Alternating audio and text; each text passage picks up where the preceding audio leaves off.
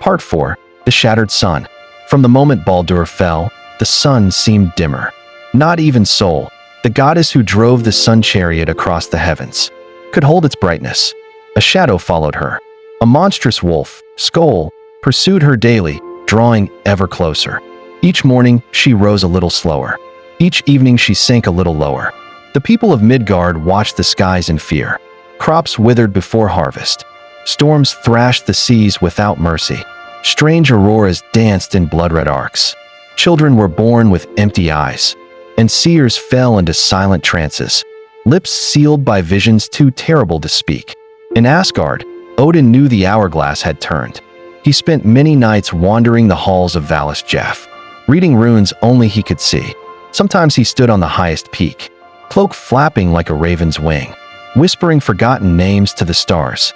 Then one morning, the sun did not rise. The wolf had caught it. Sol's chariot lay broken in the heavens. Ashes rained from the sky like the tears of a burning god. Skoll howled in triumph, and his twin, Hati, chased down the moon. The heavens turned black, and the world lost its rhythm. Time frayed. The gods gathered again. Faces once proud were drawn and quiet. "We must bring Baldur back," said Frigg. Her voice was raw. "He is the light. Without him, we are lost." Hermr, boldest of the gods, volunteered. He mounted Sleipnir, Odin's 8-legged horse, and rode for 9 days and nights through darkness, deeper than deep. He passed the howling winds of Nastrand. He passed the bridge of bones, guarded by the giantess Modgud. Finally, he reached the gates of Helheim. There sat Hel, unmoving. Her throne was cold stone, and her smile was a secret. "Please," Hermr said, "let Baldur return. The world needs him." Hel tilted her head. "Then let all things in the 9 realms weep for him. If they do, I shall release him." And so Hermr returned, bringing hope. The gods sent word across all realms.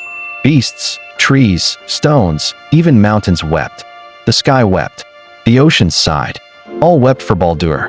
All except one. A giantess in a cave, whose eyes were hard as obsidian, refused. Some said it was Loki in disguise. Others claimed it was something older.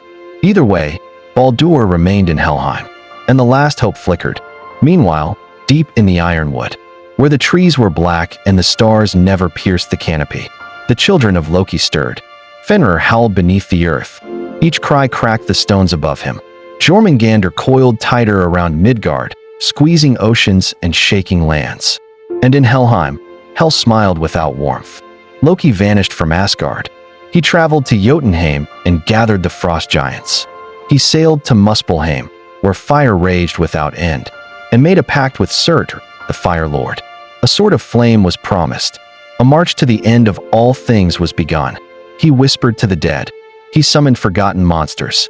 He promised vengeance, and they listened. In secret, he boarded Naglfar, the ship made from the nails of the dead. It had grown vast, with sails of skin and oars of bone. It waited only for the flood to break its chains. In Asgard, Thor trained. Each day he fought shadows. Each night he dreamed of venom. He knew he would face Jormungandr. He could feel the serpent's breath in the wind. Odin watched his son with pride and sorrow. He gave him gifts, armor of thunder, a belt of strength, and words from the old tongue, words that could cut like blades. But even gods could not give time. The Bifrost shimmered one last time before it cracked. Heimdall stood at the bridge, eyes narrowed, horn unblown. He felt the weight of destiny. He sharpened his senses until he could hear snowflakes land in Niflheim, until he could see sparks leap in Muspelheim. He waited, and in the garden hidden behind Asgard's tallest tower, the silver-green tree grew. It bore one fruit, golden and strange. No god touched it, but a small squirrel named Ratatoskr, who ran messages along the world tree, paused beside it. He sniffed the air, and he whispered, "It waits." Then the earth shook. The roots of Yggdrasil twisted. Its leaves turned black, and the last petal of hope fell silently to the ground. This was the shattered sun. This was the night with no dawn. This was the chapter before the storm.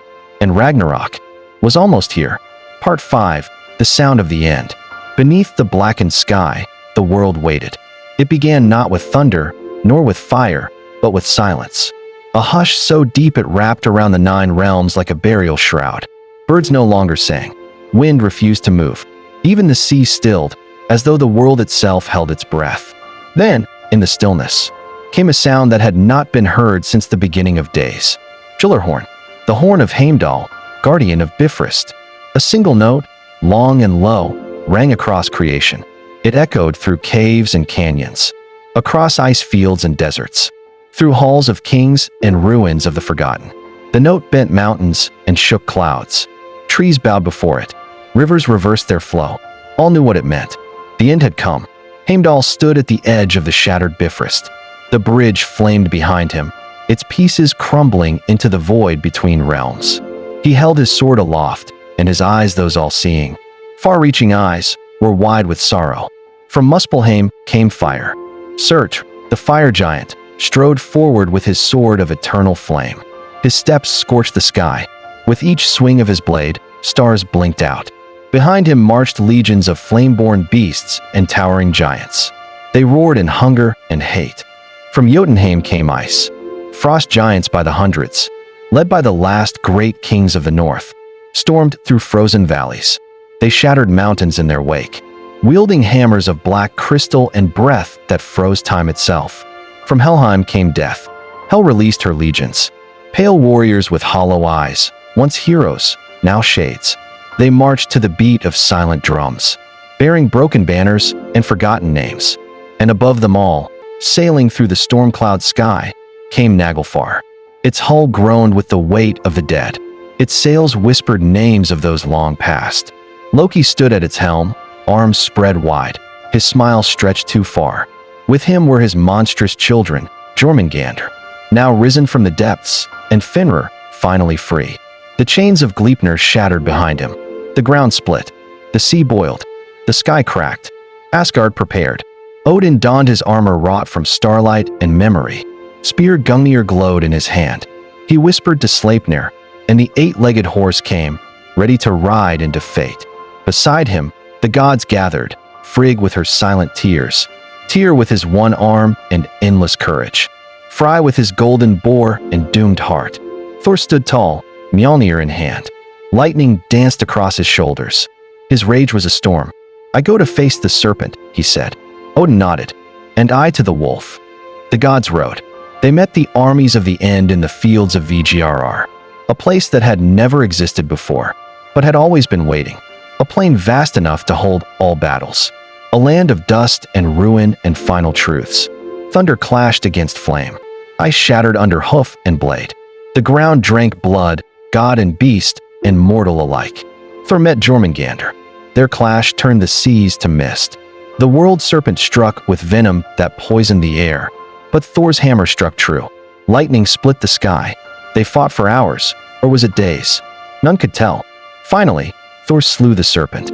He took 9 steps before he fell, the poison burning through him like sorrow through the soul. Elsewhere, Odin met Fenrir, the great wolf, eyes burning, leapt with fury unmatched. Odin fought with spear and wisdom, calling runes and stars, but the beast was fate itself. It swallowed him whole. And then came Vidar, Odin's silent son. With a mighty boot and a blade of vengeance, he avenged his father, tearing Fenrir's jaw until the beast was no more. Heimdall and Loki found each other on the battlefield, brother against brother, light against shadow. They clashed with words sharper than swords. Memories turned into weapons. Their blades met, again and again, and together they fell. Surtur raised his flaming sword. He plunged it into the sky. The heavens burned. Yggdrasil groaned. The roots caught fire, and its branches withered. One by one, the realms crumbled. But just before all was ash, just as the flame reached the secret garden in Asgard, the silver-green tree shimmered, and the golden fruit fell. Unseen by gods, monsters, or men, it rolled into the soil and vanished. But something deep within the earth stirred. A heartbeat. The sound of the end faded, and something else began. Shadows covered the world. Flames swallowed the stars. But in the silence after the storm, there was a breath, and it was not the last.